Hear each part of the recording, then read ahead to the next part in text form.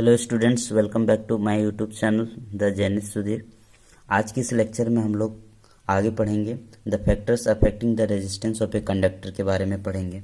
Since हम लोग पिछले क्लास में हम लोगों ने पढ़ा था, ओम्स लॉ पढ़ा था, है ना। ओम्स लॉ में क्या पढ़ा था हमने कि पोटेंशियल डिफरेंस जो है डायरेक्टली प्रोपोर्शनल टू आई होता है ना। तो इसमें क्या हो गया, आर यहाँ पे डायरेक्टली प्रोपोर्शनल टू आई होता है, V equal to R I होता है। तो आर इक्वल टू क्या हो गया, वी बाई आई हो गया। मीन्स रेजिस्टेंस जो होगा रेजिस्टेंस आपका क्या होता है कि ये directly proportional two volt meter होता है, पोटेंशियल डिफरेंस होता है, एंड इनवर्सली प्रोपोर्शनल टू होता है करंट का। ठीक है, अगर रेजिस्टेंस बढ़ ज़्यादा है तो फिर आपका करंट का फ्लो क्या होगा, कम होगा।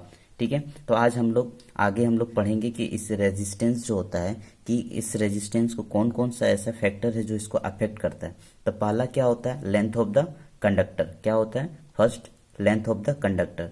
और सेकंड क्या होता है, area of cross section of the conductor. Second क्या होता है, area of cross section of the conductor. Nature of the material third में, एंड फोर्थ आपका होगा temperature of the conductor. Simply होता है ना कि अगर मान लीजिए रेजिस्टेंस जितना ज़्यादा, रेजिस्टेंस जो होता है डायरेक्टली प्रोपोर्शनल होता है आपका लेंथ ऑफ द वायर। ये किसका डायरेक्टली प्रोपोर्शनल होता है, length of the wire. Resistance आपका डायरेक्टली प्रोपोर्शनल होता है लेंथ ऑफ द वायर और लेंथ ऑफ द कंडक्टर। मान लीजिए अगर सपोज कि कोई वायर है जिसका जो 100 मीटर का है, एंड और एक वायर है जिसका 50 मीटर का है। तो इन दोनों में अगर आपसे पूछा जाए कि सबसे ज़्यादा रेजिस्टेंस किस में है, अगर दोनों सेम मटेरियल से मिल के बना हुआ हो, तो आप सिंपली क्या बोलोगे कि यहाँ का जिसका लेंथ ज़्यादा होगा, मीन्स फर्स्ट इसका ए नंबर का जो होता है लेंथ ज़्यादा है, 100 मीटर है, तो इसमें रेजिस्टेंस क्या होगा, ज़्यादा होगा। जबकि सेम वायर जो 50 मीटर लेंथ का है उसका रेजिस्टेंस क्या होगा, इसके कंपेयर में ये थोड़ा कम होगा। यानी कि क्या होता है, लेंथ ऑफ द वायर के डायरेक्टली प्रोपोर्शनल होता है। रेजिस्टेंस जो होता है डायरेक्टली प्रोपोर्शनल होता है लेंथ ऑफ द वायर।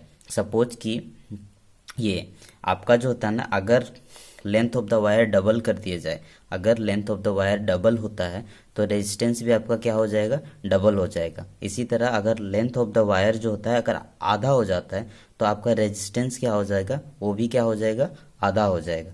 तो जैसा कि आप लोग जानते हैं, जैसा कि मैंने आपको बताया कि रेजिस्टेंस डायरेक्टली प्रोपोर्शनल होता है लेंथ ऑफ द वायर। और रेजिस्टेंस क्या होता है, रेजिस्टेंस इनवर्सली प्रोपोर्शनल होता है area of cross section, area of cross section of the conductor. Suppose कि कोई कंडक्टर है, सपोज कि ये पेन एक मान लीजिए कंडक्टर है, इसका जो क्रॉस सेक्शन होगा, इसका जैसे देखिए ये जो है ना, इसका अगर ये इसका जो क्रॉस सेक्शन है, ये सिंपली क्या होगा ना कि इस ऐसे ही सपोज कि ए मटेरियल है जिसका क्रॉस सेक्शन इतना बड़ा है, ठीक है, एंड बी है जिसका क्रॉस सेक्शन थोड़ा सा और बड़ा है।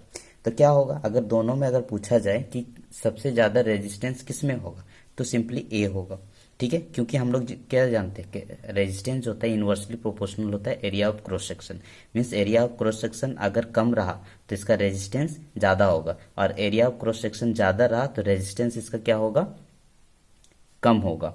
ठीक है, एरिया ऑफ क्रॉस सेक्शन अगर ज़्यादा रहा तो रेजिस्टेंस कम होगा, इनवर्सली प्रोपोर्शनल होता है। ठीक है, तो ये दो फैक्टर में बेसिकली ये होता है ना कि यहाँ पे रेजिस्टेंस डिपेंड करता है।